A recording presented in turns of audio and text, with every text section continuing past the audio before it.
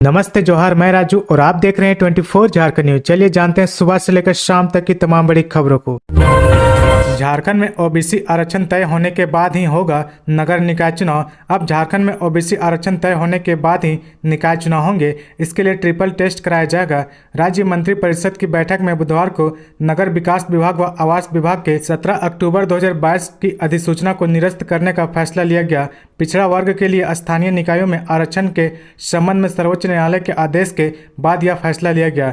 मंत्रिपरिषद की बैठक में जिला स्तरीय पदों पर सीधी नियुक्ति में आर्थिक रूप से कमजोर वर्ग को 10% आरक्षण देने का फैसला लिया गया है। पूर्व में संकल्प में संशोधन किया गया, इसे तत्काल प्रभाव से लागू करने का फैसला लिया गया। उल्लेखनीय है कि राज्य में होने वाली नियुक्तियों में राज्य स्तरीय आरक्षण रोस्टर में ईडब्ल्यूएस के आरक्षण का प्रावधान किया गया था, लेकिन जिला स्तरीय नियुक्ति में ईडब्ल्यूएस के लिए आरक्षण का प्रावधान अब तक नहीं हुआ था। इस कारण जिला स्तर पर होने वाली नियुक्ति शुरू नहीं हो पा रही थी। झारखंड बजट सत्र में नियुक्ति नियमावली कैबिनेट से पारित, जल्द मिलेगी नौकरी। विधायक लंबोदर महतो के ध्यान आकर्षण प्रस्ताव के जवाब में संसदीय कार्य मंत्री आलमगीर आलम ने साफ कहा कि 1932 आधारित स्थानीय और नियोजन नीति को सर्वसम्मति से विधानसभा से पारित कराकर राज्यपाल के माध्यम से भारत सरकार को भेजा गया है। उन्होंने कहा कि भारत सरकार से इस पर क्या निर्णय लेती है, इसका हम लोग इंतजार नहीं कर सकते, क्योंकि समय निकल जाएगा।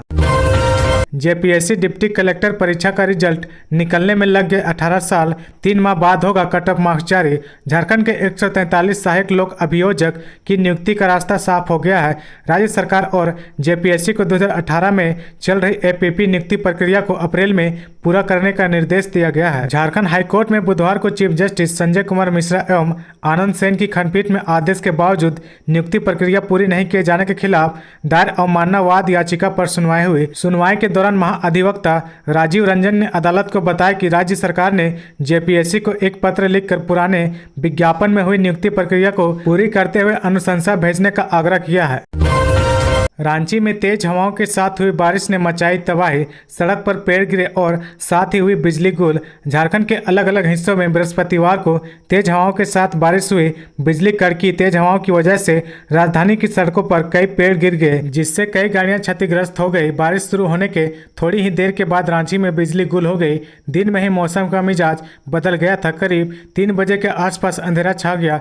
तेज हवाएं चलने लगी, बिजली चमकने लगी। इसके साथ ही बारिश का दौर शुरू हो गया। मौसम विभाग ने पहले ही रांची समेत झारखंड के सभी जिलों में तेज हवाओं के साथ बारिश और वज्रपात की चेतावनी जारी कर दी थी। अल्पसंख्यक शिक्षण संस्थानों को होल्डिंग टैक्स में राहत। एमएलए शिल्पी नेहा तिर्की ने सीएम हेमंत सोरेन को जताया आभार। मांडर की विधायक शिल्पी नेहा तिर्की ने अल्पसंख्यक शिक्षण संस्थानों के होल्डिंग टैक्स में नगर निगम द्वारा की गई अप्रत्याशित वृद्धि मामले में मुख्यमंत्री हेमंत सोरेन द्वारा सकारात्मक कदम उठाने की सराहना की। इस संदर्भ में आज गुरुवार को शिल्पी नेहा तिर्की ने मुख्यमंत्री हेमंत सोरेन से विधानसभा स्थित उनके कक्ष में मुलाकात की और उनके द्वारा किए गए निर्देशों के लिए आभार जताया। आगे बढ़ने से पहले अगर अभी तक आपने इस चैनल को सब्सक्राइब नहीं किया तो प्लीज सब्सक्राइब कर ले, जिससे आपको झारखंड की हर छोटी से बड़ी खबर की अपडेट आप तक पहुंचता रहे। लगातार चौथे दिन नियोजन नीति और 1932 पर हुआ हंगामा। सीएम के स्पष्टीकरण पर अड़ी बीजेपी। गुरुवार को भी झारखंड विधानसभा के बजट सत्र के दौरान विपक्ष ने जमकर हंगामा किया। विपक्षी विधायक सदन के भीतर वेल में जाकर नारेबाजी कर रहे थे। बीजेपी और आजसू के विधायकों ने मांग की कि मुख्यमंत्री हेमंत सोरेन सदन में आकर 1932 और नियोजन नीति पर स्पष्टीकरण दे।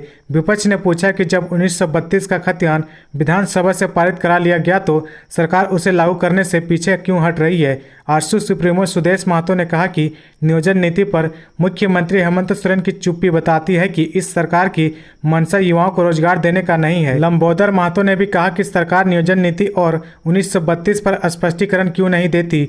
वहीं विपक्ष के आरोप पर मंत्री मिथिलेश ठाकुर ने कहा कि बीजेपी चाहती है कि मुख्यमंत्री उनके इशारे पर काम करे।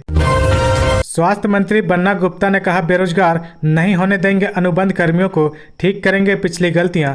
अनुबंध कर्मियों की समस्याओं के लिए पूर्ववर्ती रघुवर दास सरकार को दोषी ठहराते हुए स्वास्थ्य मंत्री बन्ना गुप्ता ने कहा कि किसी भी अनुबंध कर्मियों को बेरोजगार नहीं होने दिया जाएगा। उन्होंने कहा कि पिछली सरकार में सारी नियुक्तियां अनुबंध पर हुई, सरकार ने अस्थायी नियुक्तियां नहीं की और अब समस्या उत्पन्न हो रही है।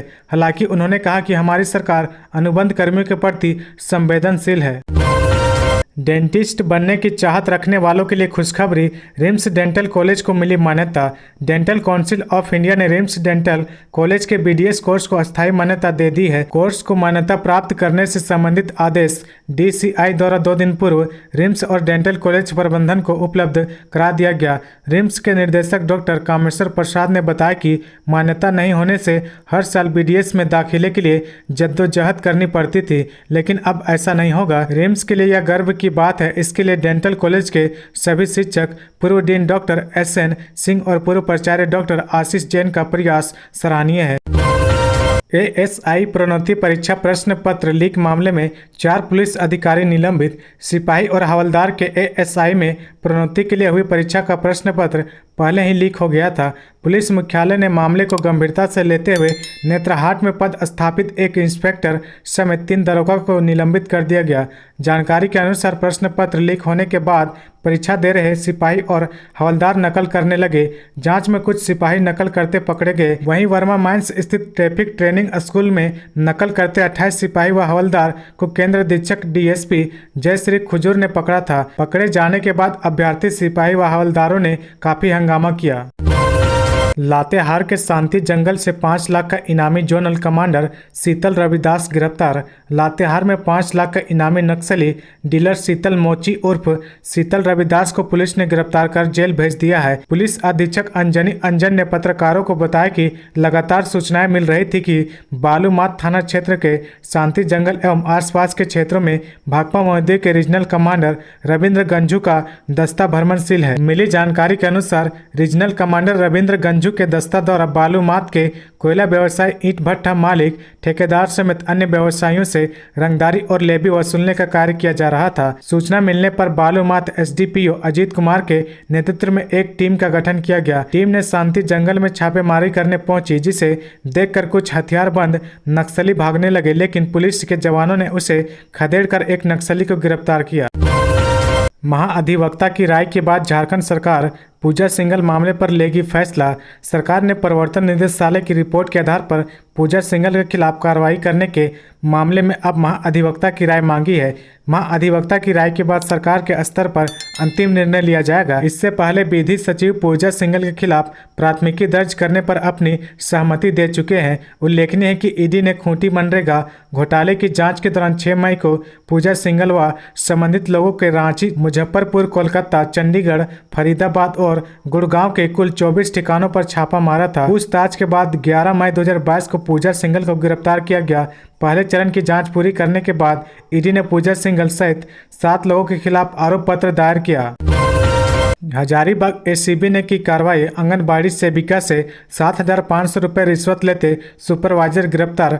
भ्रष्टाचार निरोधक ब्यूरो की टीम ने गुरुवार को चतरा जिले के इटखोरी बाल विकास परियोजना पदाधिकारी कार्यालय से पर्यवेक्षिका उर्मिला कुमारी को 7,500 रुपये घूस लेते गिरफ्तार किया।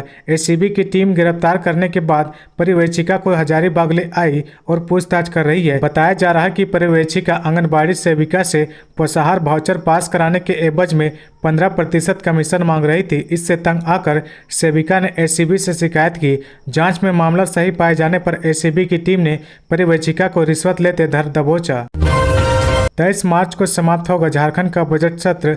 बजट सत्र के 10वें दिन भी झारखंड विधानसभा में विपक्ष में विरोध प्रदर्शन हुआ। इसे देखते हुए स्पीकर रविंद्रनाथ महतो ने अपने कक्ष में कार्य मंत्रालय की आपात बैठक बुलाई। इस बैठक में मुख्यमंत्री हेमंत सोरेन, संसदीय कार्य मंत्री आलमगीर आलम समेत अन्य विधायक शामिल थे। इस बैठक में सर्वसम्मति से यह निर्णय लिया गया कि 24 की जगह 23 मार्च को ही बजट सत्र समाप्त होगा। साथ ही अन्य मुद्दों पर भी इस बैठक में चर्चा की गई। तो ये थी आज की झारखंड की टॉप बड़ी खबरें। इसी तरह झारखंड की हर छोटी सी बड़ी खबर देखने के लिए आप हमारे चैनल 24 झारखंड न्यूज को सब्सक्राइब करके बेल आइकन प्रेस कर ले, जिससे आपको झारखंड की हर छोटी सी बड़ी खबर की अपडेट आप तक पहुंचता रहे। तो आज के लिए बस इतना ही। हमें दीजिए इजाजत, फिर मिलते हैं नेक्स्ट न्यूज में।